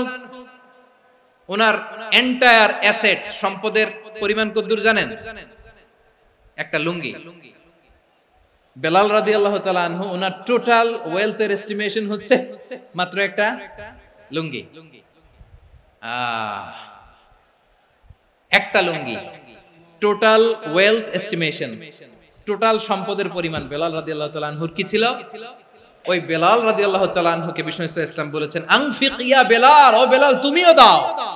ওয়ালা তাখশা মিন যিল আরশি ইখলালা, আরশের অধিপতির তো কোনো ঘাটতি নাই, তুমি দিলে ওই আল্লাহ তোমারে বাড়ায় দিবে। এজন্য আমার প্রিয় ভাইয়েরা, দিলে কমে না, দিলে বাড়ে। অনেকে ধরে রাখে, নতুন কিছু নিতে পারে না, হাত দিয়ে যেটা ধরে রেখেছেন এটা দিয়ে দেন, বড় একটা ধরার সুযোগ পাবেন। জোরে বলেন ঠিক কিনা? রব্বুল আলামিন বললেন ৩ নাম্বার আদেশ হলো তোমাদের প্রতি সমাজটারে কেমন করে মানবিক সমাজ, সুন্দর সমাজ গড়বা। ৩ নাম্বার আদেশ হলো ওয়া আতিদাল কুরবা হাক্কা, নিকটাত্মীয়দেরকে তাদের প্রাপ্য বুঝিয়ে দাও। এই নিকটাত্মীয়দেরকে তাদের অধিকার বুঝিয়ে দেওয়া, প্রাপ্য বুঝিয়ে দেওয়াতে আমাদের গাফলতি আছে না নাই? অনেকে দেখবেন অনেক আল্লাহওয়ালা, তাহাজ্জুদ গুজার, সেজদা দিতে দিতে কপালে কালো দাগ ফেলে দিছে, সে তার বোনের হকটা আদায় করে নাই, আছে না নাই? অনেক বড় হাজী সাহেব, বিশাল লম্বা দাড়ি, ছেলেরে সব দিয়ে দিছে, মেয়েরে কিছু দেয় নাই, মেয়ের হক আদায় করে নাই, আছে না নাই? এই হাজী সাহেবেরা, এই আল্লাহওয়ালারা কিয়ামতের ময়দানে আটকে যাবে। আপনি অন্যের অধিকার নষ্ট করেছেন, তাদের রাইটস কে ভায়োলেট করেছেন। এজন্য আল্লাহ তাআলা বলেন, কারো অধিকার যদি কেউ নষ্ট করে, ওই সমাজটা মানবিক সমাজ কঠিনকালেও হতে পারে না। এজন্য ৩ নম্বর আল্লাহ বললেন ওয়া ইতাইদিল কুরবা, নিকটাত্মীয়দেরকে দাও। কি দিবা? তাদের অধিকার দিয়ে দাও। বোনের অধিকার বুঝিয়ে দাও, মেয়ের অধিকার বুঝিয়ে দাও, ফুফুর অধিকার বুঝিয়ে দাও। দেখবেন অনেক মায়েরা ছেলের পাতে মুরগির রান দেয়, মেয়ের পাতে দেয় মুরগির ঠ্যাং। তো মেয়ের কি মুরগির রান খেতে মনে চায় না? মনে চায় না? এমনটা করা যাবে না। নিকটাত্মীয়দেরকে অধিকার দিয়ে দাও, নিকটাত্মীয়ের সাথে সুসম্পর্ক রাখো। আদেশটা কার? এজন্য প্রিয় ভাইয়েরা, জীবনে যদি বারাকা অর্জন করতে চান, নিকটাত্মীয়দের সাথে সুসম্পর্ক রাখতে হবে, তাদের জন্য উপহার পাঠাতে হবে। বিশ্বনবী বলেন লা ইয়াদখুলুল জান্নাতা কাতে, যে ব্যক্তি আত্মীয়তার সম্পর্ককে ছিন্ন করে দেয়, সে কঠিন কালেও আল্লাহর জান্নাতে ঢুকবে না। আপনি কি এটারে সহজ হাদিস মনে করছেন? এটা সহজ কথা? আপনি ভাবছেন আপনার নামাজ আপনারে বাঁচাতে পারবে, আপনার রোজা বাঁচাতে পারবে, আপনার তাহাজ্জুদ আপনারে বাঁচাতে পারবে? অধিকার নষ্ট করলে কিছুই আপনারে বাঁচাতে পারবে না। এজন্য নিকট আত্মীয়দেরকে দিতে হবে বেশি বেশি। বিশ্বনবী বলেন ইন্না সাদাকাতা আলাল মিসকিনি সাদাকা ওয়া আলা যির রাহিমি ইসনাতান সাদাকাতুন ওয়া সিলা। মিসকিনরে দান করলে শুধু দানের সওয়াব হয়, নিকট আত্মীয়কে দান করলে দুইটার সওয়াব হয়, সাদাকার সওয়াব হয়, আবার আত্মীয়তার বন্ধন অটুট রাখার সওয়াব হয়ে যায়। আবার বিশ্বনবী বললেন মান সাররাহু আইয়ুবসাতা লাহু ফি রিজকিহি ওয়া ইনসালাহু ফি আসারিহি ফালইয়াসিল রাহিমা।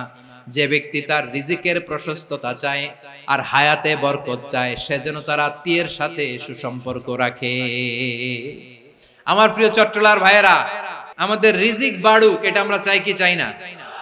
সবাই চান? হ্যাঁ, আমাদের রিজিকে প্রশস্ততা আসুক, চাই কি চাই না? আমাদের হায়াতে বরকত আসুক, আমরা চাই কি চাই না? এই দুইটা যদি চান তাহলে নিকটাত্মীয়দের সাথে সুসম্পর্ক রাখবেন। পারবেন? তাহলে সমাজটারে মানবিক সমাজ বানায় দিবে কে? তিনটা আদেশ চলে গেল। 1 নম্বরে কি ছিল? 2 নম্বরে, 3 নম্বরে নিকটাত্মীয়দেরকে দান। আল্লাহ তাআলা তিনটা জিনিসের যেমনি আদেশ করেছেন, অনুরূপভাবে তিনটা বিষয় তিনি বারণ করেছেন, নিষেধ করেছেন। ওগুলোর কাছেও যাওয়া যাবে। রাব্বুল আলামিন বলেন, ওয়ায়ানহা আনিল ফাহশাই ওয়াল মুনকারি ওয়াল বাগি। আমি যেমনি তিনটি বিষয়ে আদেশ করলাম, অনুরূপভাবে তিনটি বিষয়ে বারণ করলাম, নিষেধ করলাম।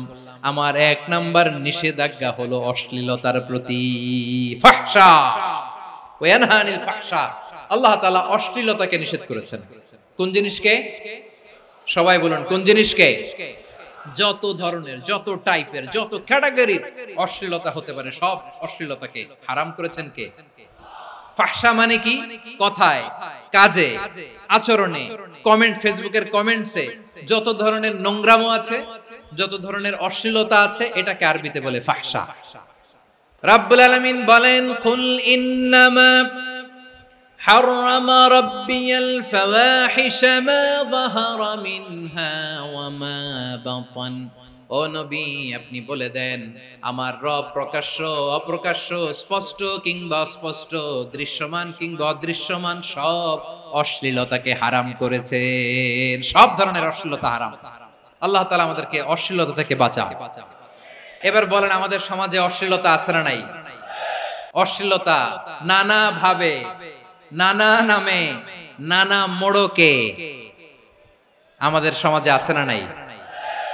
সংস্কৃতির নামে, ফ্যাশনের নামে, বিনোদনের নামে, উপন্যাসের নামে, কনসার্টের নামে অশ্লীলতা আছে না নাই? আপনি দেখেছেন কনসার্টগুলোর অবস্থা? আমাদের তরুণ তরুণীরা, আমাদের যুবক যুবতীরা, আমাদের জেনজিরা, কি অবস্থা ওইখানে? কনসার্টের নামে অশ্লীলতা আছে না নাই? ছেলে মেয়ে একে অপরকে জড়ায় ধরতেছে, একে অপরকে চুমু খাচ্ছে, প্রকাশ্যে, দিবালোকে, গণমানুষের সামনে। আল্লাহ তাআলা এই অশ্লীলতা থেকে আমাদেরকে বেঁচে থাকতে বলেছেন। রূপালী জগতের নামে অশ্লীলতা আছে না নাই? এই টার্মটা আপনারা জানেন না? রূপালী জগৎ কি জগৎ? আসলে কি রূপালী জগৎ না অন্ধকার জগৎ? আমার বোনেরা, আপনাদেরকে যে কি বলে তারা বুঝায়, রূপালী জগৎ শুনেই আপনি ভরকে যাবেন না। রূপালী জগতে যে নারী যত বেশি উলঙ্গ, সে নাকি তত বেশি সাহসী। জানেন? বলে এটা একটা সাহসী নারী, খুব সাহসী পদক্ষেপ তার। যত বেশি শরীর থেকে কাপড় নামাতে পারবে, যত বেশি বস্ত্রহীন হয়ে নিজেকে প্রেজেন্ট করতে পারবে, সে নাকি তত বেশি সাহসী। আমার চট্টলার ভাইয়েরা, শয়তানের প্রথম এজেন্ডা ছিল বনি আদমকে বস্ত্রহীন করা। সে আদম এবং হাওয়া আলাইহিস সালামকে নিষিদ্ধ গাছের ফল খাইয়ে তাদেরকে বস্ত্রহীন করেছে। এই জামিনেও সে আমাদেরকে বস্ত্রহীন করতে চাইবে। এই রূপালী জগতের নামে তারা এটা করে। আমার প্রিয় বোনেরা, আপনি জানেন না আপনার দাম কত? ওরা আপনাদেরকে বিজ্ঞাপনের সস্তা পণ্য বানাতে চায়। ওরা আপনাদেরকে ওদের ভোগের লিপসার টুলস বানাতে চায়। ওরা আপনাদেরকে দিয়ে ওদের খায়েশ পূরণ করতে চায়। এটা আপনাদের জন্য মোটেও ডিগনিটি নয়, এটা আপনাদের জন্য সম্মান নয়। আপনার সম্মান শালীনতায়, আপনার সম্মান হেজাবে, আপনার সম্মান ভদ্রতায়, আপনার সম্মান আপনার ডিসেন্ট পোশাকে। পোশাক বলে দেয় এই নারীটা ভদ্র না অভদ্র। পোশাক বলে দেয় এই মেয়েটা কোন ঘরের মেয়ে। আপনি জানেন না, আপনারা সস্তা পণ্য বানায়, ভোগের পণ্য, বিলবোর্ডে আপনাকে উলঙ্গ করে উপস্থাপন করে। এই অশ্লীলতার সাথে ইসলামের কোনো সম্পর্ক। এজন্য আল্লাহ বলেন, আমি অশ্লীলতাকে হারাম করেছি। অশ্লীলতাকে হারাম করার প্রথম কারণ হলো এর মাধ্যমে মানবতাকে অপমানিত করা হয়। কারণ মানুষের সম্মান মানুষের পোশাকে। মানুষ যখন পোশাকহীন হয়ে যায়, বস্ত্রহীন হয়ে যায়, তার সম্মান কমে যায়। ঠিক কিনা? অশ্লীলতাকে হারাম করার প্রথম কারণ হচ্ছে মানুষ মানুষকে অপমান করে। একটা নারী, সে তো সম্মানিত, নারী যে কত সম্মানিত নারীর এটা বুঝেই নাই। বিশ্বনবী বলেন আদ-দুনিয়া কুল্লুহা মাতা ওয়া খায়রু মাতা'আদ দুনিয়া আল মারআতুস সালিহা। আমার বোনেরা, 5টা প্যান্ডেলে আপনারা এলইডিতে আমার আলোচনা শুনছেন আমি জানি। আপনাদের এই গর্ভ যে কত দামি আপনি জানেন না। আপনার পেট থেকেই আসবে আগামী দিনের সালাহুদ্দিন আল আইয়ুবী। আপনার পেট থেকেই আসবে অনাগত দিনের ইমাম মাহদী আল মুনতাযর। আপনার পেট থেকেই আসবে অনাগত দিনের ফয়সাল, ওয়াসিম, মুগ্ধ, আবু সাইদের মতো বীর যোদ্ধা। আমার প্রিয় বোনেরা, আমার প্রিয় বোনেরা, বিশ্বনবীর কথার ওজন খেয়াল করেন। আদ-দুনিয়া কুল্লুহা মাতা ওয়া খায়রু মাতা'আদ দুনিয়া আল মারআতুস সালিহা। দুনিয়ার সবকিছুই অ্যাসেট, এর মধ্যে সবচেয়ে দামি অ্যাসেট নেককার নারী। আপনার গর্ভ যে কত দামি আপনি জানেন না। নিজের সময়টাকে কাজে লাগান, কোরআন পড়েন, সুন্নাহ পড়েন। আপনার অনেক দায়িত্ব ঘরে। You are the MD of your family. একটা family it's a very big institution. পরিবার একটা অনেক বড় প্রতিষ্ঠান। And you are the MD of your institution. আপনি এই পরিবারের MD, managing director of your family. এখানে আপনার কত দায়িত্ব। আপনি ছেলে মেয়েদেরকে তারবিয়া করবেন। আপনি আপনার স্বামীর জন্য ঘরটারে জান্নাতের নীর বানাবেন। আপনার জন্য জান্নাতের ডুপ্লেক্স বাড়ি ওইখানে তৈরি করে রাখবে কে? আপনি যে কত দামি আপনি জানেন না। নারীদেরকে আল্লাহ বানিয়েছেন উচ্চতর করে, নিম্নতর নয়। নারীদেরকে ছোট্ট জিনিস দিলে এটারে বড় করে দেয়। নারীদেরকে ভ্রূণ দিলে, শুক্রাণু দিলে নারী এটারে বাচ্চা হিসেবে উপহার দেয়, ঠিক কিনা? বিয়ের মাধ্যমে স্বামী যখন তার শুক্রাণু তার স্ত্রীকে উপহার দেয়, স্ত্রী রিটার্নে কি উপহার দেয়? ফুল ফর্ম বেবি, মানব সন্তান। দেখছেন, আপনি দিলেন একটু, উনি দিছে বিশাল। আপনি যদি নারীকে বাজার এনে দেন, নারী এটাকে সুস্বাদু খাবারে রূপান্তর করে দেয়। আপনি তাকে একটা মুচকি হাসি দিয়ে দেন, সে তার কলিজা দিয়ে দেয়। কিন্তু যদি আপনি তার মনে কষ্ট দেন, সে আপনার জীবনকে জাহান্নাম বানায়া দেয়। নারীর মন বুঝতে পারলে নেয়ামত, বুঝতে না পারলে কিয়ামত। আমার প্রিয় বোনেরা, আপনি যে কত দামি আপনি জানেন না। অনেক দামি আপনি। আপনাদেরকে যেন ভোগের সস্তা পণ্য বানাতে না পারে, আপনাদেরকে সচেতন থাকতে হবে। তাহলে কেন আল্লাহ তাআলা এই ফাহশা, অশ্লীলতাকে হারাম করলেন? 1 নাম্বার, এতে হিউম্যান ডিগনিটি কমে। 2 নাম্বার, এতে মানুষের অধিকার নষ্ট হয়। আপনি বিয়ে করেছেন, এরে পরকিয়া করেন, ওর সাথে এরকম আছে না নাই? স্ত্রীর অধিকার নষ্ট করেছেন। আপনি বিবাহ সম্পর্কে আবদ্ধ হয়েছেন তার সাথে, আপনি পরকিয়া করেন ওই ছেলের সাথে, আপনি আপনার হাজবেন্ডের সাথে বিট্রে করেছেন। এজন্য আল্লাহ অশ্লীলতাকে হারাম করেছেন। অশ্লীলতাকে হারাম করার আরেকটা কারণ হচ্ছে আল্লাহ তাআলা এই হিউম্যান জেনারেশনকে এটাকে প্রিজার্ভ করতে চায়। হিফজুন নাসল, এটা মাকাসিদুশ শরিয়ার অনেক গুরুত্বপূর্ণ একটা মাকাসিদ, অনেক গুরুত্বপূর্ণ। আপনার নাসল, আপনার জেনারেশনকে সংরক্ষণ করা। এই যে আসতেছে ফেব্রুয়ারি, কত ফেব্রুয়ারি জানো? এটা কি বিশ্ব ভালোবাসা দিবস? হ্যাঁ, কি দিবস?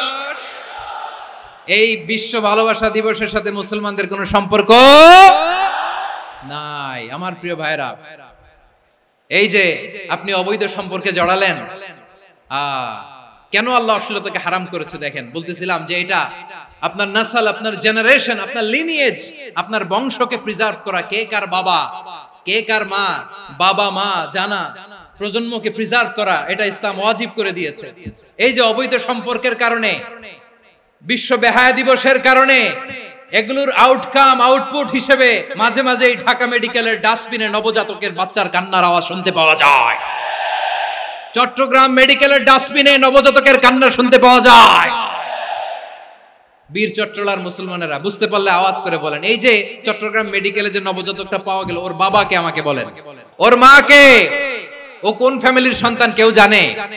আপনি হিউম্যান ডিগনিটিকে অপমান করেছেন না? আপনি তার ভবিষ্যৎকে অন্ধকার করেছেন না? আপনি তার লিনিয়েজকে প্রশ্নবিদ্ধ করে দিয়েছেন না?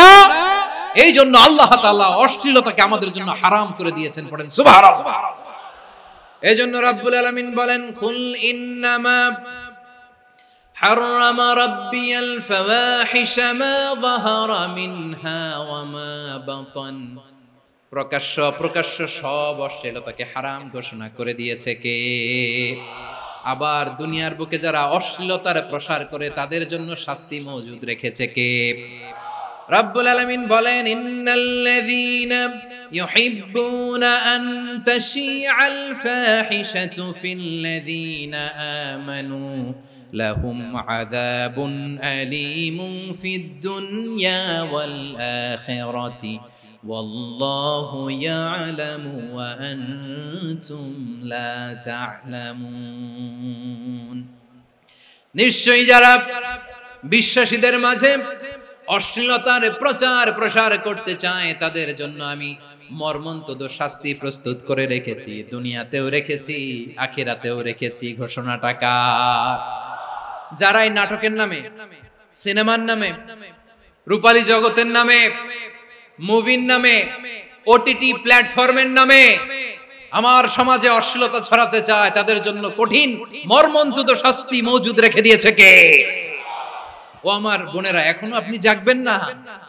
এখনো আপনার চিন্তার দুয়ারে এখনো নাড়া পড়ে নাই? ওরা আপনাকে উলঙ্গ বানাতে চায়, ওরা আপনাকে আইটেম গার্ল বানাতে চায়। এজন্য ইসলাম অশ্লীলতাকে হারাম করেছে। হারাম। ইসলাম বলেছে যোজন যোজন দূরে থাকো, ওরা বলে না কাছে আসো, কাছে আসার গল্প, ক্লোজ আপ ওয়ান, কাছে আসার গল্প আছে না নাই? তাহলে অশ্লীলতার সাথে আমাদের কোনো সম্পর্ক? সবাই বলতে পারেননি, আওয়াজ করে বলুন, অশ্লীলতার সাথে আমাদের কোনো সম্পর্ক? আমরা এই সমস্ত ক্লোজ আপ ওয়ান, কাছে আসার গল্পের প্রোগ্রামে যাব? আমরা কোন ধরনের অশ্লীল কন্টেন্ট সোশ্যাল মিডিয়ায়, টিভিতে দেখব? কি যুগ যে আমরা কাটাচ্ছি আপনি কল্পনা করতে পারবেন না। পর্ন ইন্ডাস্ট্রি, নারী পুরুষের বস্ত্রহীন যুগল দৃশ্য, এটাকে দিয়ে ওরা কোটি ডলারের ইন্ডাস্ট্রি বানিয়েছে। পুরো মানব ইতিহাসে এরকম জঘন্য সময় মানব ইতিহাস পার করে নাই। পর্ন এটা ইন্ডাস্ট্রি হয়ে গেছে। আমাদের এই যুবকগুলো, জেনজি গুলো, ওদের চরিত্র বাঁচাবে কি করে? কেমন করে হেফাজত করবে ওদের এই মূল্যবান চরিত্র?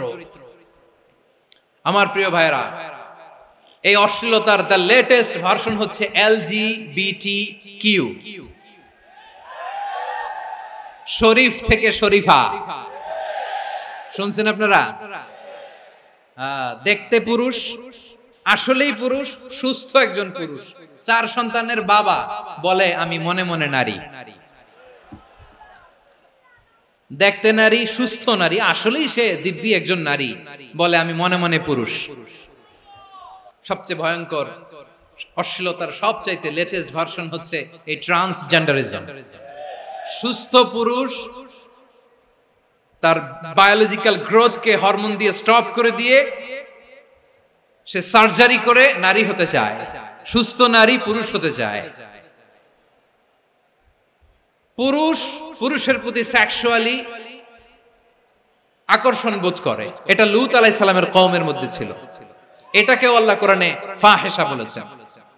ওয়ালুতান ইয قال لقومه أتأتون الفاحشة ما سبقكم بها من أحد من العالمين। লূত আলাইহিস সালাম বললেন, তোমরা কি এমন এক অশ্লীল কার্যক্রমে ডুব দিলে নাকি যেটা গোটা বিশ্বের কেউ কখনো করে নাই, তোমরাই প্রথম করেছো। পড়েন নাউযুবিল্লাহ। এই পশ্চিমের এই রোগ আমার দেশে যেন আসতে না পারে, আমাদের সজাগ থাকতে হবে। প্রিয় ভাইরা চিল্লায় বলেন ঠিক কি না? পশ্চিমের অবস্থা ভয়ঙ্কর। পাশ্চাত্যে, আমি যুক্তরাষ্ট্রে ছিলাম অনেকদিন, কয়েক মাস, বিভিন্ন স্টেটে ঘুরেছি। গার্ডিয়ানরা উদ্বিগ্ন, ছেলে মেয়েদেরকে, ছোট্ট ছেলে মেয়ে, ওদেরকে জিজ্ঞেস করে তুমি how do you feel right now inside yourself, তুমি ভিতরে ভিতরে কেমন ফিল করো, তোমার কি ছেলে ছেলে লাগে না মেয়ে মেয়ে লাগে? আচ্ছা বলেন, এই ছোট্ট বাচ্চাটা ওকে এগুলো জেন্ডার অ্যাসাইনমেন্ট বলতে এগুলো কিছু বুঝে? এইভাবে মিসগাইড করা হচ্ছে। কৌতূহল বশত ছোট্ট ছেলে যদি বলে আমার তো মেয়ে মেয়ে লাগে, তখন বলে যে না তুমি মেয়ে, ছেলে না। মা বাবা বাধা দিলে ওকে আলাদা গভর্নমেন্ট হাউসে নিয়ে যায়। ভয়ঙ্করতম অবস্থা। আমরা একটা সময় শুনতাম যে হুজুর আমার ছেলেটা খুব ভালো, হাফেজে কোরআন, আল্লাহওয়ালা। হুজুর আমার ছেলে দাড়ি রাখছে, আল্লাহওয়ালা। হুজুর আমার ছেলে 5 ওয়াক্ত সালাত জামাতের সাথে পড়ে, তার মানে আল্লাহওয়ালা। পশ্চিমে যে আমি কি শুনছি জানেন? ওরা বলে হুজুর আমার ছেলেটা ইউনিভার্সিটির একটা মেয়ের সাথে প্রেম করে, ও খুব আল্লাহওয়ালা, হুজুর দোয়া করবেন। এর কারণ ওদের কাছে আল্লাহওয়ালার ক্রাইটেরিয়া হচ্ছে হুজুর আমার ছেলেটা আরেক ছেলের পছন্দ করে নাই, আমার মেয়েটা আরেক মেয়েকে ভালোবাসে নাই, এজন্য আমার ছেলেটা আল্লাহওয়ালা, হুজুর ওর জন্য একটু দোয়া করে দিয়েন। কি চ্যালেঞ্জ ওরা ফেস করতেছে। ওনার ছেলে যে আরেক ছেলেরে বিয়ে করবে না, এটাতেই উনি খুশি যে আলহামদুলিল্লাহ আমার ছেলেটা একটা মেয়েরে ভালোবাসে, আমার মেয়েটা একটা ছেলেরে ভালোবাসে, মানে এটা খুব আল্লাহওয়ালা। নাউজুবিল্লাহ পড়তে পারলেন না? এজন্য অশ্লীলতার সাথে আমাদের কোনো সম্পর্ক। রব্বুল আলামিন বলেন ওয়ায়ানহা আনিল ফাহশাই ওয়াল মুনকারি ওয়াল বাগি, তিনটা জিনিসকে আমি নিষিদ্ধ করলাম। এক নাম্বার হলো ফাহশা, অশ্লীলতা। দুই নম্বরে হলো মুনকার, সমস্ত মন্দ কাজ। মুনকার মানে হচ্ছে যত মন্দ কাজ, খারাপ কাজ, বাজে কাজ, এটার বলে মুনকার। এটার কি বলে? আপনারা পড়ছেন না, তা'মুরুনা বিল মা'রুফি ওয়া তানহাউনা আনিল মুনকার। সৎ কাজের আদেশ, অসৎ কাজের নিষেধ। মুনকার, মুনকার হচ্ছে মানুষের স্বাভাবিক বিবেকবোধ যেটাকে খারাপ বলে, ওইটাই মুনকার। পৃথিবীর সব আসমানি গ্রন্থ যেটাকে খারাপ বলেছে, মানুষের স্বাভাবিক বিবেকবোধ যেটাকে খারাপ বলেছে, এগুলো সব মুনকার। যেমন ইফতিজিং, এটা কি ভালো না খারাপ? মজুদদারি, খাদ্যে ভেজাল দেওয়া, ওজনে কম দেওয়া, মাছে ফরমালিন মিশানো, চাঁদাবাজি, টেন্ডারবাজি, দখলবাজি, এগুলো আমাদের স্বাভাবিক বিবেকেই বলে এগুলো খারাপ, এগুলো হচ্ছে মুনকার। আল্লাহ তাআলা এই মুনকার থেকে আমাদেরকে বেঁচে থাকতে বলেন, আর শয়তান এই মুনকারের প্রতি আমাদেরকে উদ্বুদ্ধ করে। আল্লাহ তাআলা বললেন, ইয়া আইয়ুহাল্লাযীনা আমানু লা তাত্তাবিউ খুতুওয়াতিশ শাইতান ওয়া মান ইয়াত্তাবি' খুতুওয়াতিশ শাইতানি ফাইন্নাহু ইয়া'মুরু বিল ফাহশাই ওয়াল মুনকার। আল্লাহ বললেন, আমার গোলামেরা শোনো শোনো, ও আমার বিশ্বাসী বান্দারা খবরদার, তোমরা কশিনকালেও শয়তানের পদাঙ্ক অনুসরণ করবে না, কারণ শয়তান তোমাদেরকে অশ্লীলতা এবং মন্দ কাজের দিকে উদ্বুদ্ধ করে। আমাদের কাজ হচ্ছে শয়তান আমাদেরকে যেদিকে নিতে চায় আমরা তার উল্টা দিকে যাব। শয়তান এই মন্দ কাজকে আমাদের কাছে বিউটিফাই করে, চাকচিক্যময় করে আমাদের সামনে উপস্থাপন করে। এজন্য আল্লাহ বলেন মুনকারকে থামাতে হবে, মুনকার প্রতিরোধ করতে হবে। মুনকার প্রতিরোধের দায়িত্ব শুধু আমাদের নাকি? শুধু আপনার খতিব সাহেবের, ইমাম সাহেবের, নাকি মুসলিম উম্মার সবার? আওয়াজ করে বলুন, মুনকার অসৎ কাজ প্রতিরোধের দায়িত্ব কার?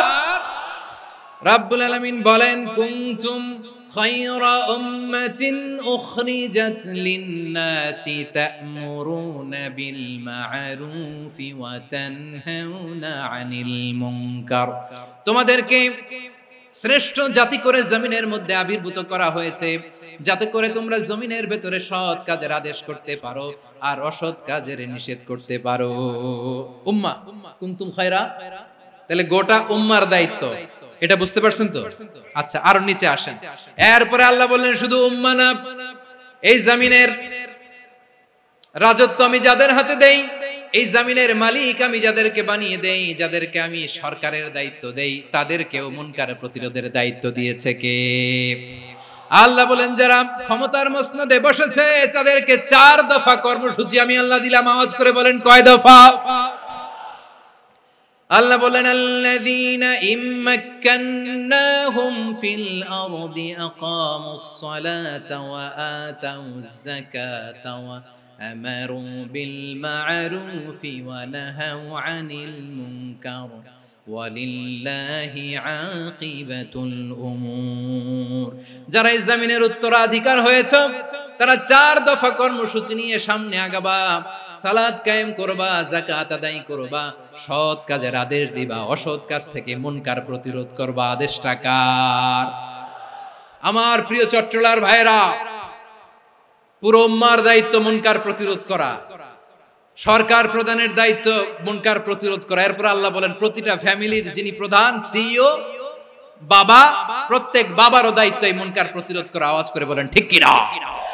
যেমনটি সাইয়েদনা লোকমান আলাইহিস সালাম ওনার কলিজার টুকরা সন্তানকে আদেশ করেছেন, ইয়া বুনাইয়া আকিমিস সালাতা ওয়া'মুর বিল মা'রুফি ওয়ানহা আনিল মুনকার। পড়েন সুবহানাল্লাহ। বাবা ছেলেকে সবক দিচ্ছে, লোকমান আলাইহিস সালাম ছেলেকে বলতেছে, ওরে আমার কলিজার টুকরা সন্তান, ওরে আমার বাছা, নামাজ কায়েম করবা, সৎ কাজের আদেশ দিবা, আর মুনকার প্রতিরোধ করবা, অসৎ কাজ সমাজ থেকে খারাপ কাজকে ঝেঁটে বিদায় করে দিবা। তাহলে দেখেন আমি স্টেপ বাই স্টেপ নামলাম। পুরা উম্মার দায়িত্ব, জমিনের উত্তরাধিকারী আল্লাহ যাদেরকে বানিয়েছেন সরকার, তাদের দায়িত্ব, প্রতিটি ফ্যামিলির প্রধানের দায়িত্ব, এরপরে বিশ্বনবী বলেন সচেতন প্রতিটি মুসলিমের দায়িত্ব সমাজ থেকে মুনকারকে উৎখাত করা। বিশ্বনবী বলেছেন মান রাআ মিনকুম মুনকারান ফালিয়ুগাইয়িরহু বিয়াদিহি ফাইন লাম ইয়াস্তাতি ফাবিলিসানিহি ওয়া ইন লাম ইয়াস্তাতি ফাবিকলবিহি ওয়া যালিকা আযআফুল ঈমান। সমাজে যে মুনকার দেখবে, খারাপ কাজ দেখবে, সে যেন হাত দিয়ে সেটাকে থামায়। আমার প্রিয় ভাইরা, না থামালে আমরাই ডুববো শেষমেশ। আমাদের বাঁচার জন্য হইলেও থামাইতে হবে। রব্বুল আলামিন বলেন ওয়াত্তাকু ফিতনাতাল লা তুসিবান্নাল্লাযীনা যালামু মিনকুম খাসসা। ও আমার গোলামেরা, ওই আযাবকে ভয় করো যে আযাব যখন আমি জমিনের বুকে পাঠাই শুধু জালেমদেরকেই মারি না, আলেমদেরকেও মারি। আযাব যখন আসে তখন শুধু জালিমই মরে না, আলেমও মরে। জানেন মুসা আলাইহিস সালামের পায়ে একবার লাল পিঁপড়া, তো উনি রেগে মেগে পাশি দেখে লাল পিঁপড়ার বাসা, পা দিয়ে ডলে মুছে সবগুলো পিঁপড়া মেরে ফেলছে। এই ঘটনাটা আল্লাহ ঘটিয়েছেন এজন্য মুসা আলাইহিস সালাম ছিলেন কালিমুল্লাহ, সরাসরি আল্লাহর সাথে কথা বলতেন। তিনি আল্লাহকে জিজ্ঞেস করেছিলেন, আল্লাহ তুমি যখন কোন জনপদে আযাব পাঠাও, শাস্তি দাও, ওখানকার শুধু জালেমরাই তো মরে না, ভালো মানুষগুলাও মরে, তো আযাব দিবা মুশরিকদের উপর দিবা, অবাধ্যদের উপর দিবা, ভালো মানুষগুলোরে মারো কেন? আল্লাহ বললেন, মুসা তোমার যে কামড় দিছিল পায়ের মধ্যে পিঁপড়া, কয়টা পিঁপড়া? একটা পিঁপড়া, তো সবগুলারে মারলা কেন? রেগে মেগে পুরো পিঁপড়ার বাসা ভেঙে মেসাকার করলা কেন? আমি যখন অ্যাকশনে যাই, আমি যখন শাস্তি দেই, তখন এত বাস বিচার করা হয় না, বাস বিচার করা যায় না। যখন অ্যাকশনে যাওয়া হয় ওইটা ডাইরেক্ট অ্যাকশন হয়ে যায়। চিল্লায় বলো ঠিক কি না? এজন্য আমাদের বাঁচার জন্য হলেও এই পাপ থামাতে হবে, এই শয়তানের অট্টহাসি থামাতে হবে, অন্যায় অপরাধ সমাজ থেকে আমাদের থামাতে হবে। কারণ আযাব আসলে ওরাও মরবে, আমরাও মরব। একটা জাহাজ 2 তলা, আপনি আছেন 2য় তলায়, নিচের তলার কিছু লোক জাহাজের তলা ছিদ্র করতে আরম্ভ করছে। কি ছিদ্র করতেছে? আচ্ছা, জাহাজের তলা ছিদ্র করলে তলা দিয়ে কি ঢুকে? এখন আপনি যদি বলেন আমার কি, আমি তো 2 তলায়, আমি তো ভালো আছি, ওরা ছিদ্র করে ওরা মরবে। আসলে কি শুধু ওরা মরবে? তলা দিয়ে যখন পানি ঢুকবে, জাহাজ ঢুকলে আপনিও মরবেন। এজন্য নিজে মরার আগে ওই পাগলগুলোর নিচতলায় যে থামাতে হবে। চিল্লায় বলেন ঠিক কি না? এজন্য আল্লাহ বললেন মুনকার প্রতিরোধের দায়িত্ব সমাজের টপ টু বটম সবার। এজন্য মুনকার প্রতিরোধ করার দরকার আছে না নাই? সমাজে এই যে ইফটিজিং হয়, আপনার বোনের বয়সী একটা মেয়েকে কিছু বখাটে টিটকারি করে, এই বলে সেই বলে, নোংরা কথা বলে, রাস্তায় দেখেও আপনি পাশ দিয়ে না দেখার মতো চলে যান কেন? আপনি দাঁড়ান না কেন? আপনি দাঁড়ালেই তো থেমে যাবে, কারণ সত্যের যে শক্তি তার সামনে মিথ্যা মুখ থুবড়ে পড়ে। আপনার সামনে ও কিছুই না, নাথিং। আপনি দাঁড়ান, ওকে প্রশ্ন করেন যে আমার বোনকে তুমি ডিস্টার্ব করো কেন? আপনাকে দেখে আরো 5 জন দাঁড়াবে, 5 জনকে দেখে আরো 10 জন দাঁড়াবে। আমাদের নীরবতা আর আমাদের নিশ্চুপ থাকাই জালিমদেরকে আরো শক্তিশালী জালিম বানিয়েছে। এজন্য মুনকার প্রতিরোধের দায়িত্ব আমাদের সবার। টেন্ডারবাজি, চাঁদাবাজি, দুর্নীতি, অপরাধ, দখলদারিত্ব, মজুদদারি, এগুলো সবকিছু একসাথে প্রতিরোধ করতে হবে। ঠিক কিনা বলেন? একটা মানবিক সমাজ যদি চাই, প্রতিরোধ করতে হবে। প্রিয় ভাইয়েরা, আল্লাহর শপথ নিয়ে বলি, এই নাসিহাত গুলো সবার জন্য, সব দলের জন্য, সব মতের মানুষের জন্য। আমরা কোন দলের প্রতি মানুষকে ডাকি না, আমরা ডাকি ইসলামের দিকে। সব দলের, সব মতের, সব মানুষদেরকে আমরা আহ্বান জানাই, আসুন আমরা একটা সুন্দর সমাজ বিনির্মাণ করি। এই যে নতুন বাংলাদেশের এক সুযোগ এসেছে, আর জীবনে হয়তো আসবে না, সামনের 100 বছর এই সময় আসবে না। আসুন দেশটাকে আমরা সাজাই, আসুন আমরা দুর্নীতি বন্ধ করি, আসুন আমরা চাঁদাবাজি বন্ধ করি, আসুন আমরা দখলদারিত্ব বন্ধ করি, আসুন আমরা এক দল আরেক দলকে নিশ্চিহ্ন করার যে রাজনীতি, এটা বন্ধ করি। সব দলের প্রতি আমার আহ্বান, আমরা চাঁদাবাজ মুক্ত বাংলাদেশ চাই, জুলুম মুক্ত বাংলাদেশ চাই, ফ্যাসিজম মুক্ত বাংলাদেশ চাই, গুণ খুন খারাপি মুক্ত বাংলাদেশ চাই, আমরা নতুন ভোরের বাংলাদেশ চাই। ওই বাংলাদেশ পাওয়ার জন্য মুনকার প্রতিরোধে, অন্যায় প্রতিরোধে যদি বাঘের বাচ্চার মতো, আবু সাইদের মতো দুই হাত উঁচু করে বুককে টান টান করে প্রসারিত করে দাঁড়াতে হয়, রাজি আছো মুসলমান? রাব্বুল আলামিন বলেন ওয়ায়ানহা আনিল ফাহশাই ওয়াল মুনকারি ওয়াল বাগি ইয়াইদুকুম লাআল্লাকুম তাযাক্কারুন। আল্লাহ বললেন আমি অশ্লীলতাকে নিষেধ করি, আমি সব ধরনের মন্দ কাজকে নিষিদ্ধ করি, সব শেষে আমি সীমা লঙ্ঘনকে তোমাদের জন্য নিষিদ্ধ করি। নিষিদ্ধ করেছেন কয়টা জিনিস? 1 নম্বরে অশ্লীলতা, 2 নম্বরে মুনকার তথা সব মন্দ কাজ, 3 নম্বরে আল বাগি সীমা লঙ্ঘন, ক্রসিং দ্য লিমিট। সীমা লঙ্ঘন করা ভালো না। We all should know our limits. চিল্লায় বলেন ঠিক কিনা? একই আয়াতে আল্লাহ বললেন কুল ইন্নামা حرم ربي الفواحش ما ظهر منها وما بطن والإثم والبغي بغير الحق। অন্যায় ভাবে যে অবাধ্য হয়, যে সীমা লঙ্ঘন করে, তাদেরকেও আমি এটা হারাম করে দিলাম। সীমা লঙ্ঘন করা হারাম। আল্লাহ বারবার বারবার আমাদেরকে ওয়ার্নিং দেয়। যখন আমরা থামি না তখন আল্লাহ ধরে, আর যখন ধরে তখন ছাড়ে না।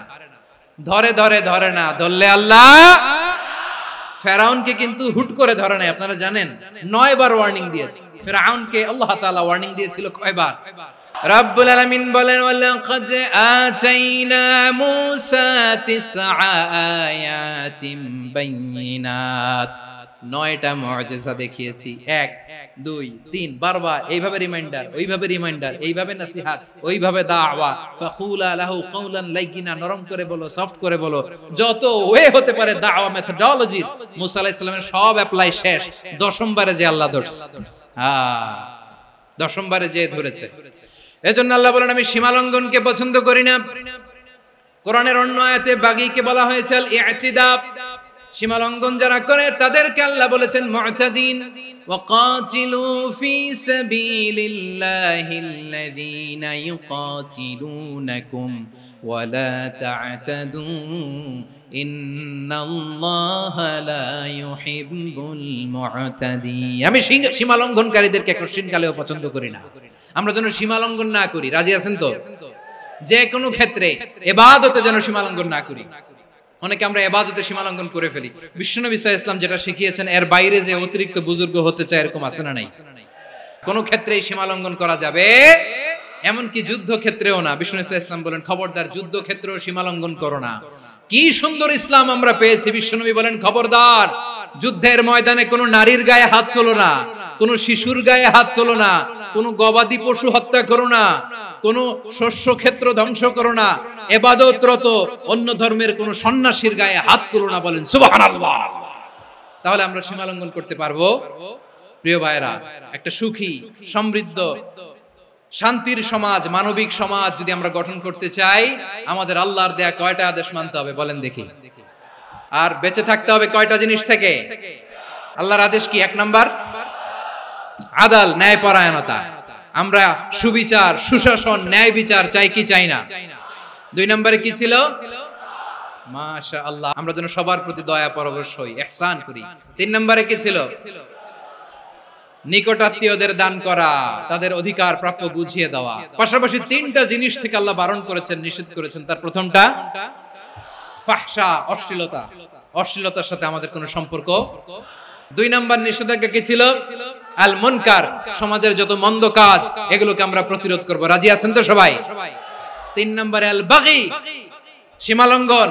কোন মুসলিম সীমালঙ্ঘন করে না। রাব্বুল আলামিন শেষে বললেন ইয়াইদুকুম লাআল্লাকুম তাযাক্কারুন। আল্লাহ তোমাদেরকে উপদেশ দেন যাতে তোমরা শিক্ষা গ্রহণ করো। আমরা উপদেশ দেব, আমরা জোর করে কাউরে কিছু মানাতে চাই না। লা ইকরাহা ফিদ্দিন ওয়াযাক্কির ফাইন্না যিকরা তানফাউল মুমিনিন। উপদেশ দিলে এটা মুমিনদের কাজে দেয়। লাস্তা আলাইহিম বিমুসাইতির ইন্নামা আনতা মুযাক্কির। নবী হে, আপনি রিমাইন্ডার দাতা, আপনি উপদেশ দিবেন। আমরাও বিশ্বনবীর এই হাদিসগুলো থেকে, কোরআনের আয়াত থেকে রিমাইন্ডার, এই কথামালা বাণী বাহক হিসেবে এই বাণীগুলো আপনাদের সাথে কাছে পৌঁছে দিলাম। আমরা আল্লাহ তাআলার কাছে প্রার্থনা করি, আল্লাহ আমরা যেন আদল দিয়ে আমাদের সমাজকে গঠন করতে পারি। আল্লাহ আমরা যেন ইহসান করতে পারি। আমরা যেন নিকটাত্মীয়দের দান করতে পারি। আল্লাহ যত ধরনের অশ্লীলতা, অনাচার, মন্দ কাজ, সীমালঙ্ঘন, অবাধ্যতা থেকে যেন আমরা বেঁচে থাকতে পারি। আল্লাহ তাআলা আমাদের সবাইকে কথাগুলো বোঝার ও আমল করার তৌফিক দান করুক। হাযা মা ইনদি ওয়াল ইলমু ইনদাল্লাহ আলাইহি তাওয়াক্কালতু ওয়া ইলাইহি উনীব। সুবহানাকাল্লাহুম্মা বিহামদিকা আশহাদু আল্লা ইলাহা ইল্লা আনতা আস্তাগফিরুকা ওয়া আতুবু ইলাইক।